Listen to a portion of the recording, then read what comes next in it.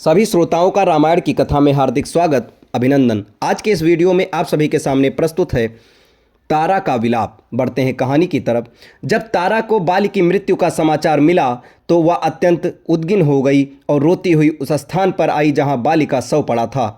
तारा और अंगद बाली के शव से लिपटकर बिलख बिलख कर रोने लगे। उन दोनों को इस प्रकार रोते देख सुग्रीव को अत्यंत दुख हुआ। उसके नेत्रों से अश्रु बहने लगे।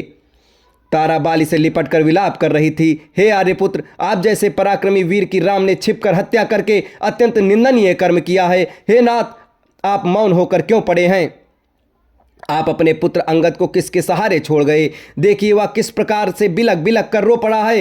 हे आर्यपुत्र, आज आप ऐसे निर्मोही कैसे हो गए? हे स्वामी, आप मुझे और अंगद को किसके भरोसे छोड़े जा रहे हैं? सुग्रीव, आज तुम्हारा मनोरथ सफल हो गया। अब आनंद से राज्य का सुख भोगो। आज मेरे पास पुत्र, ऐश्वर्य, अब सब कुछ होते हुए भी मैं विधवा के नाम से पुकारी जाकर संसार में तिरस्कृत जीवन व्यतीत करूंगी। पुत्र अंगद, अपने धर्म प्रेमी पिता का अंतिम दर्शन कर लो। यमलोक को जाते हुए अपने पिता का हाथ जोड़कर अभिवादन करो। देखो स्वामी, आपका पुत्र हाथ जोड़कर आपके सामने खड़ा है। उसे आशीर्वाद क्यों नहीं देते? आप आज इस युद्ध रूपी यज्ञ में मेरे बिना कैसे भाग लिया? बिना अर्धांगिनी के तो कोई यज्ञ पूरा नहीं होता। इस प्रकार तारा नाना प्रकार से विलाप करने लगी। बाली के वानर सरदारों ने बड़ी कठिनाई से उसे शव से अलग किया। धनुष धारण किए राम को देखकर तारा उनके पास आकर बोली, हे अमल कमल दल लोचन राम, आप वीर, तेजस्वी, धर्मात्मा और महान दानवीर हैं। मैं आपसे एक दान मांगती हूँ। जिस बाण से आपने मेरे पति के प्राण लिए हैं उसी बाण से मेरे प्राण भी हर लीजिए, ताकि मैं मरकर अपने पति के पास पहुँच जाऊँ। मेरे पतिदेव स्वर्ग में मेरी प्रतीक्षा कर रहे होंगे। तारा के मर्म स्पर्शी शब्दों को सुनकर रामचंद्र बोले, तारा, तेरा इस प्रकार शोक और विलाप करना व्यर्थ है।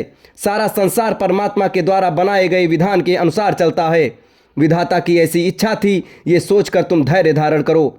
अंगद की कोई चिंता मत करो, वह आज से इस राज्य का युवराज होगा। तुम्हारा पति वीर था, वह युद्ध करते हुए वीर गति को प्राप्त हुआ है। ये तुम्हारे लिए गौरव की बात है। शोक तज कर रोना बंद करो। रोने से दिवगंत आत्मा को कष्ट पहुंचता है। इस प्रकार राम ने तारा को अनेक प्रकार से धैर्य बंधाया। फिर वे सुग्रीव से बोले, हे वीर, तारा और अंगद को साथ ले जाकर अब तुम बाली के अंतिम संस्कार की तैयारी करो। अंगद, तुम इस संस्कार के लिए घृत, चंदन आदि ले आओ। और हे तारा, तुम भी शोक को त्याग कर बाली के लिए अर्थी की तैयारी कराओ। इस प्रकार रामचंद्र जी ने सबसे कह सुनकर बाली के अंतिम संस्कार की तैयारी करवाई। बाली के शव यात्रा में बड़े बड़े योद्धा और किष्किंधा निवासी रोते कलपते शमशान घाट पहुँचे। स्त्रियों के करुणाजनक विलाप से संपूर्ण वातावरण शोकाकुल प्रतीत हो रही थी।